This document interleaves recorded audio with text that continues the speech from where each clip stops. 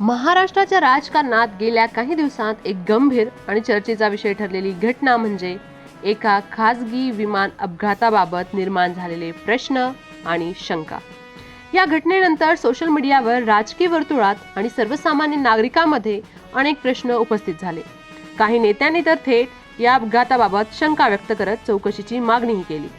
आजच्या व्हिडिओमध्ये कोणते प्रश्न विचारले गेले, कोणत्या प्रश्नांची उत्तरे मिळाली आणि कोणते प्रश्न अजूनही अनुत्तरित आहेत हे सर्व आपण सविस्तरपणे समजून घेणार आहोत. नमस्कार, तुम्ही पाहत आहात KRS मराठी.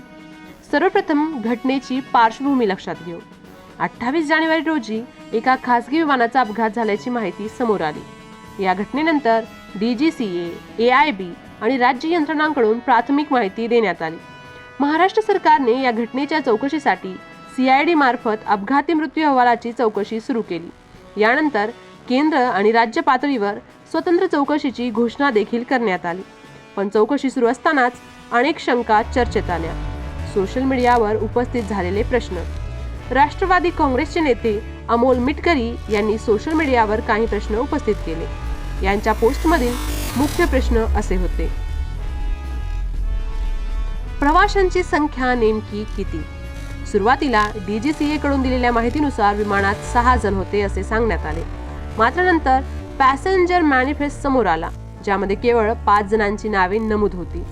एक VVIP प्रवासी, सुरक्षा कर्मचारी, फ्लाईट अटेंडंट, पायलट आणि को पायलट. मग प्रश्न असा उपस्थित होतो, सुरुवातीला 6 जणांची माहिती का देण्यात आली?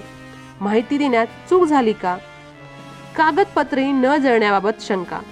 अपघातस्थळी काही कागदपत्रे जळालेली दिसली नाहीत. यावरून सोशल मीडियावर अनेक शंका व्यक्त करण्यात आल्या. तज्ज्ञांच्या मते विमान अपघातात आग सर्वत्र समान प्रमाणात लागत नाही. ऑक्सिजन कमी असल्यास कागद पूर्णपणे जळत नाही. अनेक कागद फाईल कव्हरमध्ये असल्यामुळे सुरक्षित राहतात. यापूर्वीच्या विमान अपघातामध्येही अशाच घटना नोंदल्या गेल्या आहेत. पायलट बदलाचा मुद्दा. या अपघातात विमान चालवणाऱ्या पायलटबाबत देखील प्रश्न उपस्थित झाले.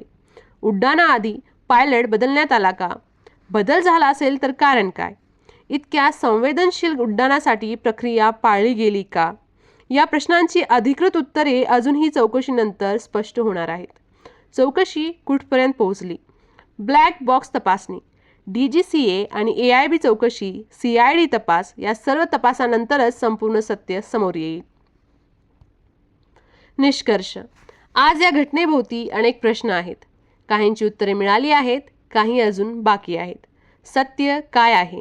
निष्काळजीपणा होता का, की हा फक्त अपघात होता?